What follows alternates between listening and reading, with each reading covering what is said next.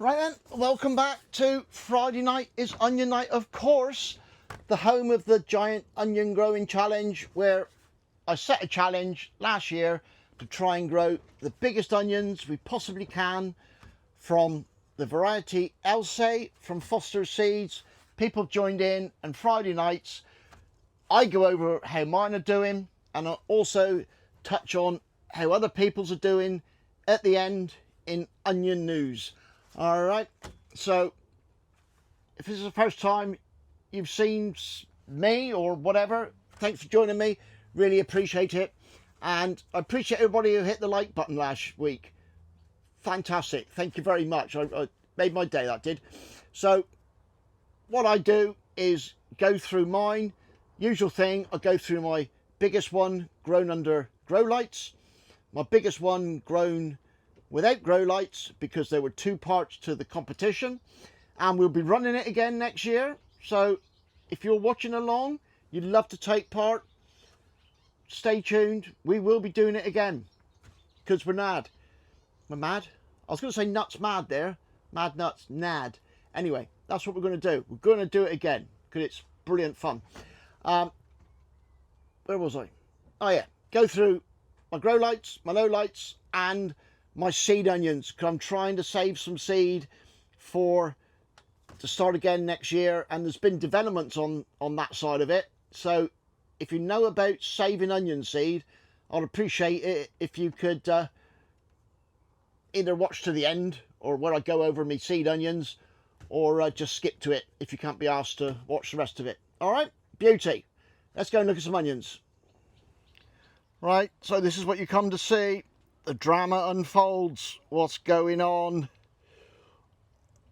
It's not pretty, is it?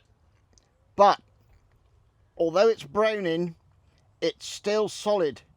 And yes, it's split up here, and it's coming away at the base, but I'm just going to leave it go until it dies back up on the leaf there, and then I'll pull that off.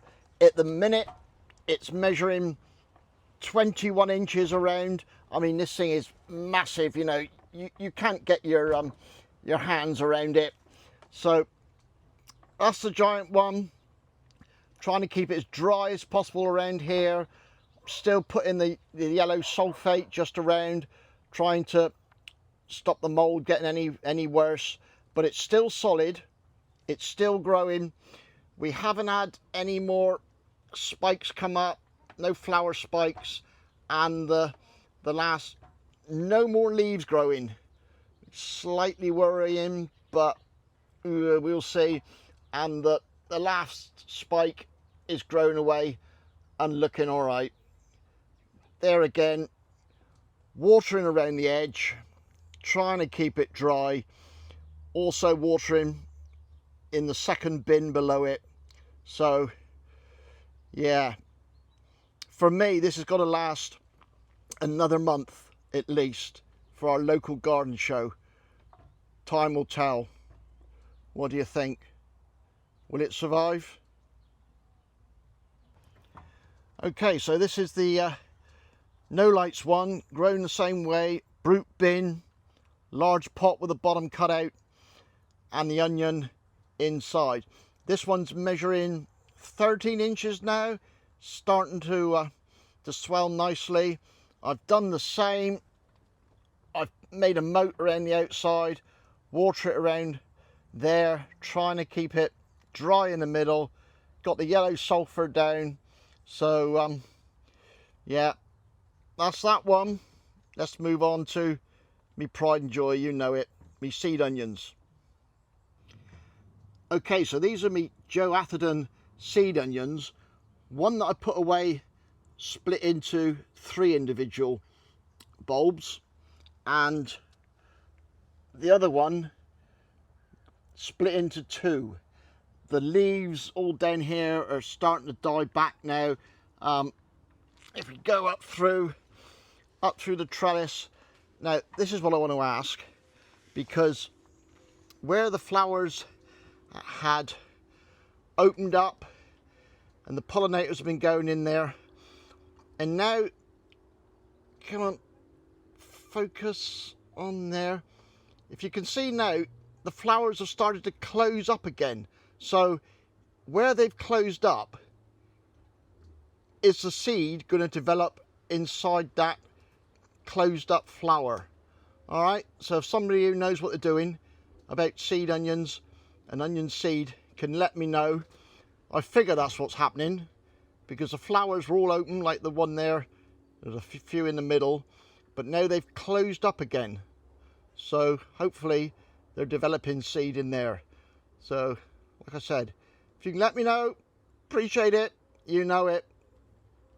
Right then, before we do onion news properly, I'm going to give you a bit of a Cornish lesson because a few of you very kindly have been mentioning me and my name in your videos, which is lovely, but quite frankly, some of you are making a right pig's ear of it. All right, so I'm going to give you a quick Cornish lesson so you can always get it right, not just for me, but for other people and place names. So if you ever visit Cornwall, you can say it like a local. Right, so here we go. First of all, tree, pole and pen. Very common beginnings to people's names and place names. In fact, there's a saying down here, tree, pole and pen are the three Cornish men. Cornish women as well, don't want to be sexist. And a lot of names and place names begin with that. So my name is Tree Nouth. Tree Nouth. So like mouth, but with an N. And other place names like Treebone and Treesallen. And then we've got Poldark. You've all watched Poldark, I'm sure of it. So we've got Poldark, Polperro, Polzeth. That's at the very base of Cornwall. Lovely place to visit. And then we got Pen. So Pendoget, Penzance. What else have I written there? Pencarrow. All right. So there's a quick Cornish lesson. So hopefully you can get people's names and place names correct when you say it when you visit Cornwall. And you should come and visit because it's bloody lovely down here. All right.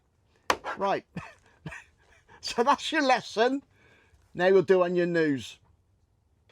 Right, so there we go. Quick Cornish lesson. I hope you paid attention in class. We'll get on with onion news properly, where I do a little catch up of people who either sent me photos or done updates and I've seen them, and any video updates I've put in the playlist, which you can find on the channel.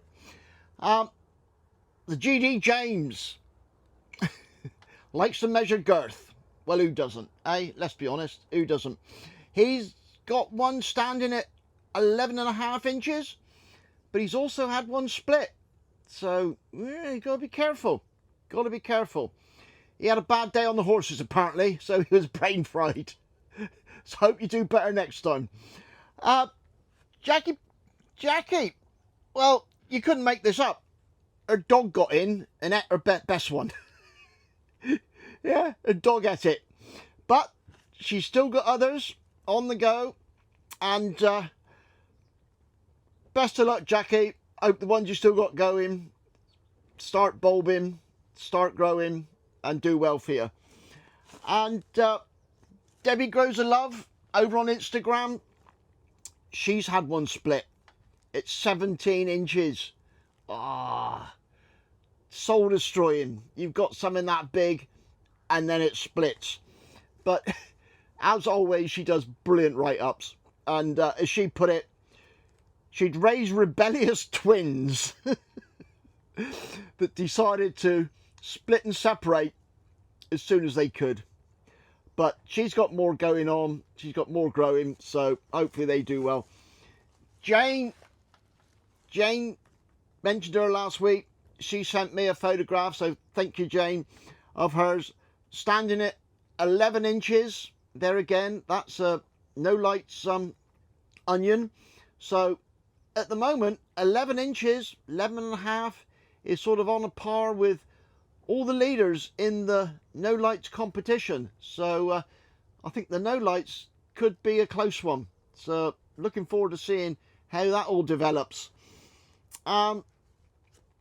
Yeah, so we're still waiting on a few people that are keeping things close to their chest. You know, Gang and Peanut, 2 peas in a pod. He hasn't even let us know. He teased us, showed us the onion, didn't measure it.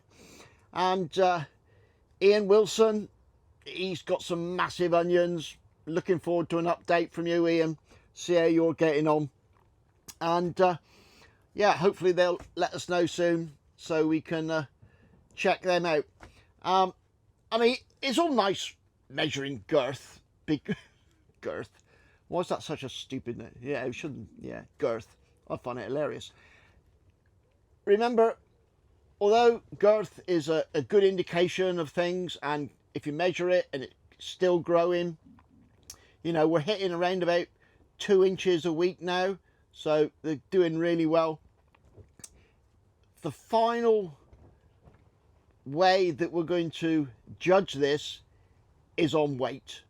All right, so it's a final weight. That's why, although mine's splitting, as long as it all holds together, I'm not too worried, because it's purely done on weight. It's not got to look pretty, you know. This isn't a dressed show onion we're trying to grow. So that's it.